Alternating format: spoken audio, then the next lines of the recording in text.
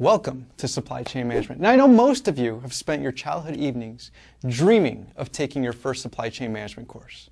But for those handful of you who might not know what supply chain management is, let me provide you a brief explanation. Let's take a simple product, like a bottle of water. Clean water, a plastic bottle, a plastic cap, and a label. Buying them at the store or vending machine might cost you about $1.50. How much of that do you think is profit? Nope. Wrong. Wrong again. Not likely. Water. A plastic bottle and a label. That couldn't cost more than 50 cents. And if you buy them in bulk, how could each bottle not give you at least $1 in profit? Seriously. If you think you can make $1 per bottle, you should drop out of college right now and get into the bottled water business. You see, this right here illustrates one of the most common consumer misconceptions. Product cost is not equal to material cost. And in business, you don't have the luxury of thinking only as a consumer. You need to think like a business executive, or better yet, an entrepreneur. So, in order to figure out where all that profit went, we need to imagine what it took for that bottle of water to get into your hands. First, you need to negotiate the purchase of the empty bottles and caps. Those bottles will be much easier to transport if they're in boxes. We'll need to shrink wrap those bottles so they don't fall out of the box. We can move a whole lot of boxes quickly if they're all put on pallets. In order to move the pallets, you'll need a forklift, which means you'll need a forklift driver. That forklift will then take the pallet and put it into a truck, which will require a truck, driver, fuel, and insurance. Also, you'll need a label for that bottle of water. Therefore, you need to design the label, print the label, and get the label shipped to the plant. Another truck, driver, more fuel, and insurance. Our water bottling plant won't be free, and neither will the energy it uses. In our bottling plant, we'll have employees and bottling machines, and let's not forget the day-to-day items like light bulbs, garbage bags, machine parts, janitorial supplies, toilet paper, and anything else that will be used at the plant by the employees. Oh yeah, and we'll also need access to the drinking water. Machines will then purify the water. Other machines will bottle the water and affix the labels to the bottles. And still, another set of machines will box, shrink wrap, and then palletize the bottles. In order to move those pallets, again, you'll need a forklift, which means we'll need another forklift driver. That forklift will then take the pallets and put them into trucks headed to the distribution centers. And, as we've seen, those trucks will require drivers, fuel, and insurance. Those distribution centers will also require employees, forklifts, and energy. From the distribution center, they'll head out to retail stores on still another truck, which will require a driver, fuel, and insurance. That store will need employees to unload the truck, stock the bottles of water on the shelf or refrigerator. If you have a refrigerator, you'll of course need energy. If we want to secure our stock, we may get a security guard or a security system.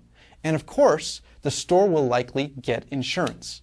Also, imagine the costs associated with returning and replacing bottles that are damaged.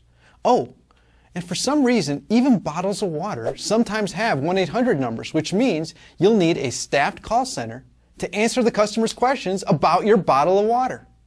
Wow! All those materials, boxes, people, machines, buildings, energy, fuel, and vehicles, they cost money. Those things weren't free, and they probably weren't used efficiently, and it's likely that several bottles didn't survive the journey to the consumer.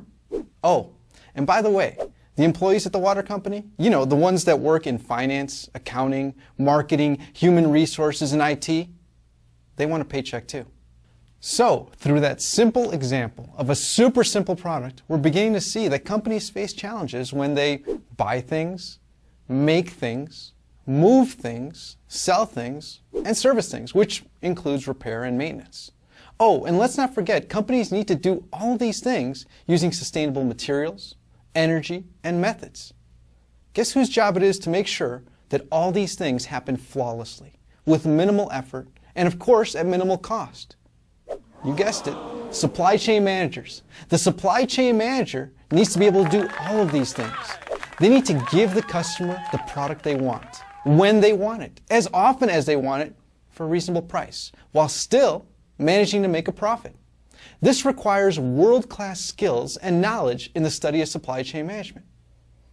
There's that scary term again, supply chain management. Let me try to make it friendlier by shuffling around the words. There you go. The management of the chain of supplies. For some reason, that just seems a whole lot easier to understand, doesn't it? But it also helps us understand the complex nature of supply chain management. I mean, the management of the chain of supplies. Now let's think of other products and what their supply chains might encompass. Hamburgers, sweaters, coffee, tables, cars, and airplanes. Now I know many of you are saying, but I live in a service economy. I won't be manufacturing anything. Wrong again. As of 2008, the U.S. was still the #1 exporter of manufactured goods. Okay, maybe not for long. So let's talk about service economy supply chains.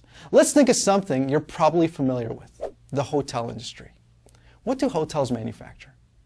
Lodging experiences, dining experiences, spa experiences, which all together make up vacation and conference experiences.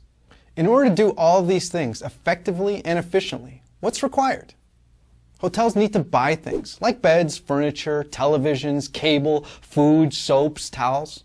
They also make things, or in this case, manufacture services like housekeeping, meals, massages, and special events. Hotels also move things like transporting clean towels and food to and from the rooms, as well as transporting guests and their luggage to and from the airport. They even sell things like in-room movies, internet services, and tickets to events. And finally, they also provide services such as making reservations, organizing events, making wake-up calls, and even cleaning and pressing clothes. Once again, we see that the fundamental skills learned in supply chain management can be used to manufacture service experiences as much as they aid in manufacturing products. Well, I hope that this has given you an idea of what supply chain management is all about. You see, this is the reason why little kids all around the world want to be supply chain managers. They want to take part in manufacturing the best products and services on earth. So again, welcome to supply chain management, where all of your childhood supply chain dreams are about to come true.